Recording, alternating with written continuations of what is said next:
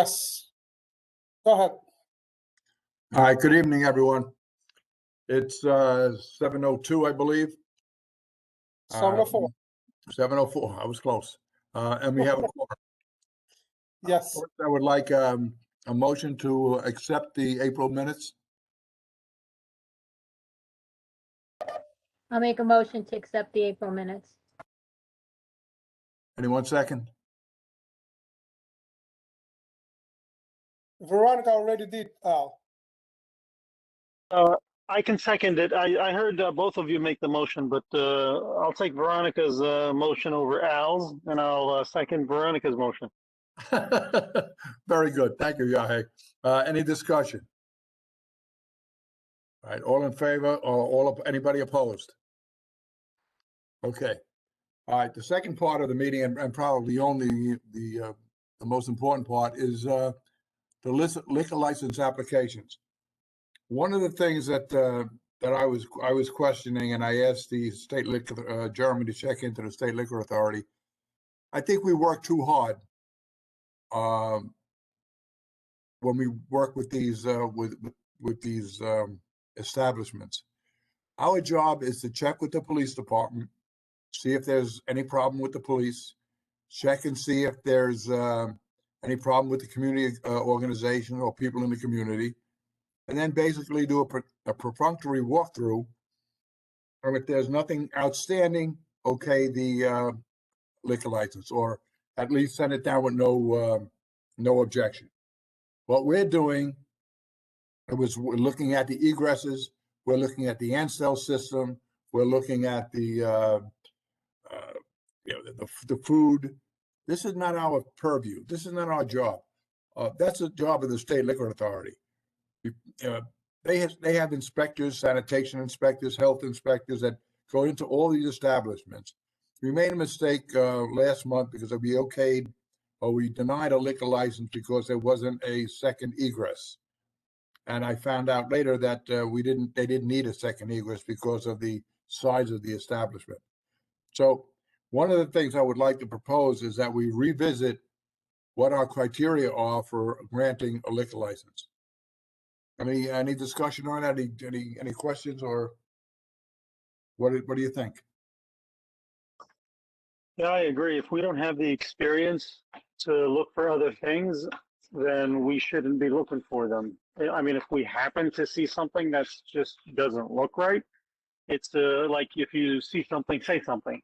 But if we're going in to pick at things that maybe we're not supposed to because it's not our specialty and we don't have the experience, then maybe we shouldn't mess around with it. So like you said, if we can get guidelines of what exactly we should be looking for, then let's just go with that. Well, that's what I'd like to do. I'd like the committee to come up with their own guidelines. I don't like to dictate to anybody. I mean, the committee heads and the people on that committee, I just want to give them guidelines on the areas that they have to look at. Basically, as I said, the police department, if they have complaints from the police have complaints about the establishment, and the community leaders have complaints about the establishment, then of course we reject the application, or we send in a what do you call it, objection. But if we don't see anything, I don't see. I can only see us getting in trouble if you turn around and nitpick in different areas of a person's business, when there are agencies that take care of that. As I said, there is a health department, a sanitation department, the SLA. These people are very stringent with their rules and regulations.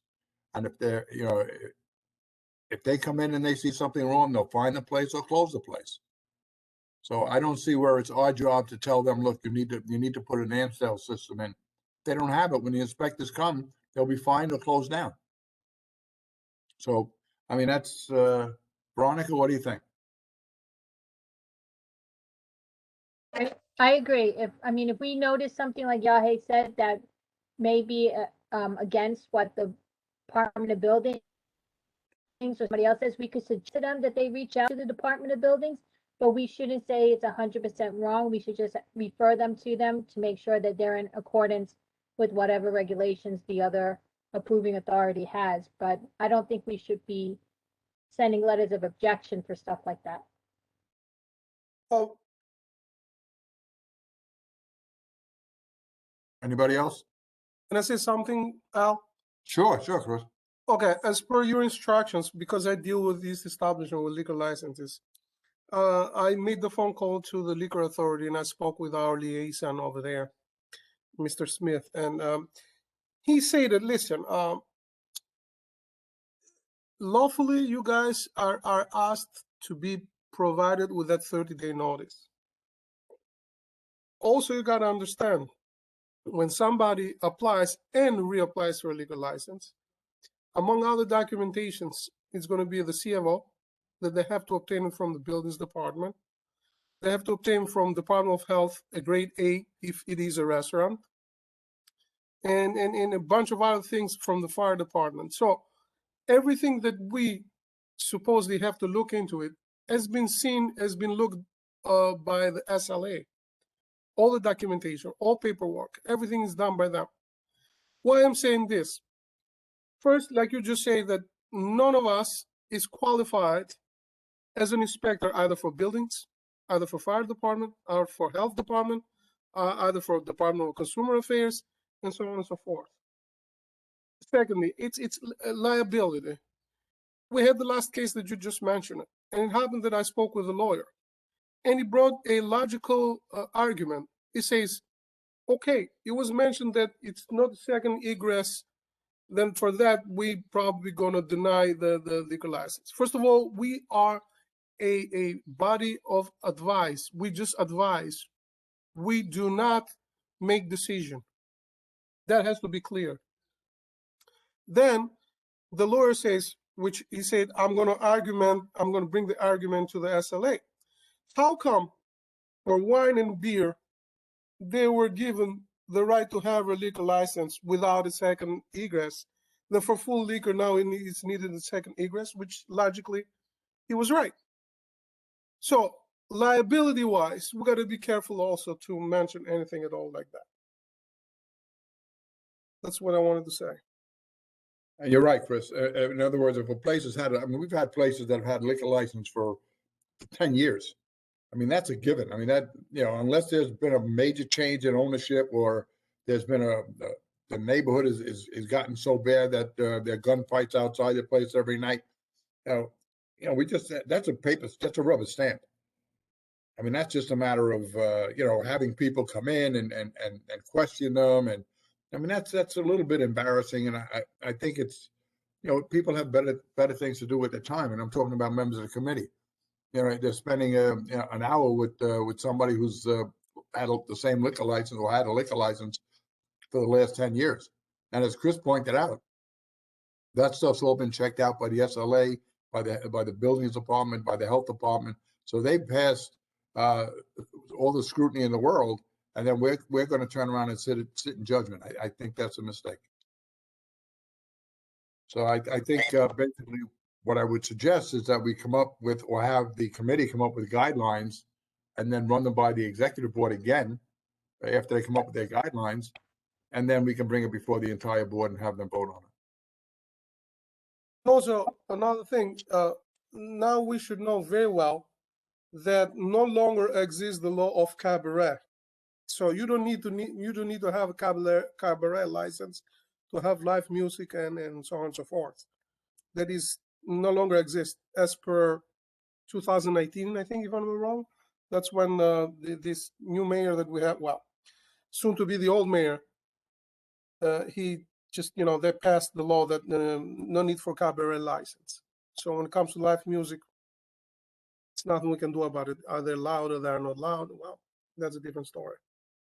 Well, that would be something that the committee could look at, because what happens then is that if the noise is loud and it's keeping, the neighbors are complaining, then it's something that you can turn around and sort of talk to the owner and say, look, if the noise continues, we're going to have to deny the liquor license. Again, advisory, as Chris pointed out, we can use a little bit or try to flex a little muscle to tell the people that, look, if you don't comply, we're going to deny you. But in all honesty, if they go over our heads, there's not much we can do. But if you have a bar in a residential neighborhood, they're playing music till 3 o'clock in the morning. I mean, and we're getting complaints from the community, then that's something we'd have to talk to them about. Yeah, and to Chris's point too, I think we need to train ourselves to stop saying deny the liquor license. I know it's something we've said before, but like Chris says, we don't deny it, but we would send a letter of objection if they didn't fix the noise complaints and stuff. Right, that wording means a lot, because once you say deny, you're setting yourself up as the end all. And you're right, Veronica. I think that's a point well taken.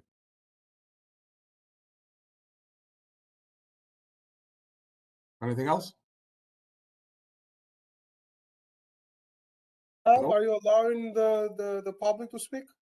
Because Mr. Press wants to say something. He What wrote in the chat. What a surprise, Bob. All right, Bob, go ahead. I don't know, Al, as someone who sat on a committee that heard liquor licenses, we in Community Board 8, and we had hundreds of liquor I am licenses. not surprised. You're basically looking at new establishments because, like you say, the old ones, unless they had a problem with the police, or something happened in them, that's what you're looking for. But what you're really looking for are new establishments. You may want to come up, and you have to do it for every establishment. We had in Board 8 that we would request that they close at 2 a.m. the first year to be a good neighbor in the community. They didn't have to. We had one who said, no, I'm not. Even though we objected, we sent in a letter of objection, they still got their liquor license. Okay, that's one suggestion. You want to look at the menus, seating, fire escapes in new establishments. You want to look at the 200 and 500 foot rules because we had a bar that closed and it was closed for 6 months. In those 6 months, a school was built right next to it and it had problems reopening because of that. So you need to know about the 200 foot rule, which is a school or house of worship near the establishment, or the 500 foot rule, which is 3 establishments within 500 feet. You can't have 4 or 5 bars right next to each other. That's the 500 foot rule. Yeah, but Mr. Press, we already received all this kind of information, and I have sent it to all members of economic development. V, I think you got it, right? I sent it to you from the 200 rule, the 500 rule. Right, but Yeah, but you gotta understand, when it comes to 500 rule, also it's certain of them that are grandfathered. So it's a rule within the rule. Because if it's grandfathered and it happens that the school was built within 6 months, like you just mentioned, one of the stores, then it has to be seen because SLA might say, okay, so these people have been there before the school started. Then it has to be a school that is a school like, let's say, a regular school instead of, let's. I want to compare it, for example, with a place of religion, because also with a place of religion, you're not supposed to open it for whatever reason. The funny part is, you have so many mushroom, quote unquote, after the rain places of religion that are popping up everywhere. It has to be established one where a congregation meets at least every Sunday, not something that it says on top of the iglesia something or church of something, and they meet once in 6 months. I agree with you. Yeah, it's a lot of things that have to be seen in that matter. But the one on Tremont Avenue that the chair was having a problem with, it was an old church at one time, but it was right next to a freestanding school. Whether it be a freestanding elementary school, a special ed school, or anything, it's a freestanding school. Okay, and he was ignoring that fact, saying that, well, they don't open. The school is closed at night when the bar is open. It doesn't matter. They could have a parent-teacher night. Okay. But that's just, again, you guys, right now, you're the board. So I'm sure the next borough president will have things to say because I was at an event today with the borough president and he says, well, that's going to be up to the next borough president. So I'm sure the next borough president is going to look into a lot of things. That's all I have to say. Well, Bob, thanks. You're right. As far as, a new establishment opening up, And Chris has sent out the guidelines, so the Economic Development Committee does know what the guidelines are, and so do the community associations, most of them. If they see a new bar going into that community, they're going to be very vigilant to make sure that everything is done. And your point about the closing early, we've done that. In other words, when a new establishment comes in, we ask them to close by 2 o'clock, in some cases 12. So, your point is well taken. Is there anybody else? Anyone else? That's it. Any old business? I just wanted, on that matter, Al, I wanted to be brought up into this meeting. So are we deciding that if it's a renewal and is an establishment, I should say, I'm using twice the same word. Like, I'm going to bring as an example, please. I mean, it shouldn't, without offending anybody. Like, for example, Pasta or Enzo's. Pasta has been what, 25 years, 30 years? Yeah. So is it necessary for these people to be, I don't know, to be brought up for renewal? Then we have to approve, if always is if, that we don't have any reports from the police saying that, hey, listen, it happened that, like, for example, last year, such and such business, even though it has been for a long time around, they had an issue because they sold to an underage person. Yeah, no, I think, again, I think they could send in their paperwork. Again, I would like the committee to make that decision. I don't want to make decisions for them. But as far as I'm concerned, somebody who's been in existence that long is basically a rubber stamp. Same ownership, no problem from the police, no problems from the community. Why waste your time and their time going over something that's going to be passed anyway? I have a quick question about that. So are we saying that I don't think they need to come in to economic development meeting if they're on good standing and they've been there for a long time? But are we saying that our suggestion would be that the committee doesn't have to vote on if they're not to send a letter of objection? V, can barely hear you. You coming like muted.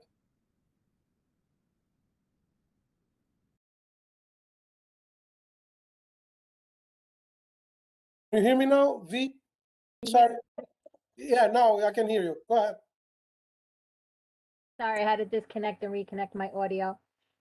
So my question was, if they're in good standing and there's no issues with the 49 precinct, I understand they shouldn't have to be made to come into the economic development meeting. But are we also recommending that the committee doesn't have to make any motions or vote on whether or not we send a letter of objection or a letter of no objection for this? We're automatically going to send a letter of no objection? No, I think we still have a vote. We still have to vote to make it legal. Okay. Yeah, I think that's a good suggestion. I just wanted to be clear about that because I wasn't clear of exactly what we were deciding.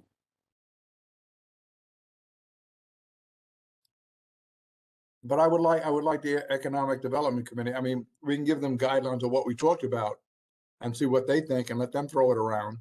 But again, as Chris pointed out, and we mentioned earlier, the fact that we hold ourselves up for a lawsuit if we make a mistake. We don't know the law when it comes to establishments, except for the ones that, like Bob pointed out, certain ones that are automatic. And once a place has been in existence, all these other agencies have already checked the place out. So why are we doing double homework? And then we make enemies of people we're supposed to be helping. Yeah, Al, I recommend that we recommend to the committee, the development committee, that they create a checklist of what needs to be done. Just a simple checklist. They look at the laws, they look at what's required of them, and they create a checklist. I don't know if a checklist does exist. If it doesn't, I think it should.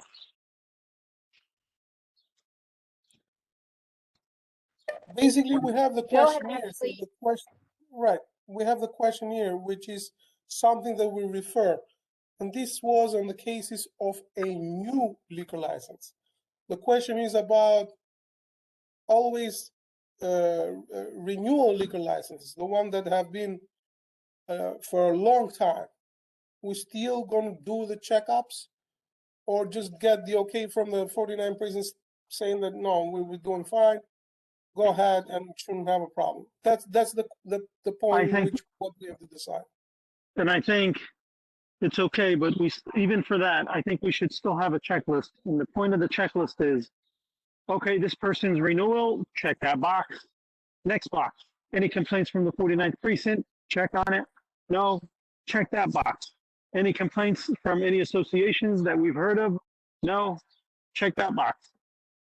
That's pretty much it. You can still have a simple checklist. Maybe you can have two, one for Yeah, that's, new ones yeah, and that's one for fine. existing ones.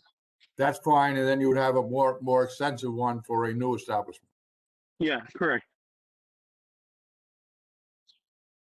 Yep. I mean, is that okay to recommend to the committee? Well, what do you think, Sure. Veronica? I think that's great. I know we had a checklist once before the pandemic, that Joe had put together, but it encased both renewals and new applications. So I think having two separate checklists would be good too.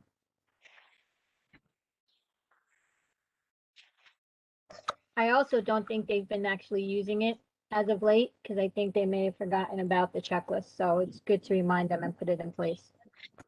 Yeah, you can't go by the checklist if you don't go by the checklist. Yeah, remember, our job is not to make it difficult for people to get their liquor license. In fact, if they're a community bar, our job is to make it easy for them. You know, if they're in compliance with the police department and the local community board, community association. Anything else on that?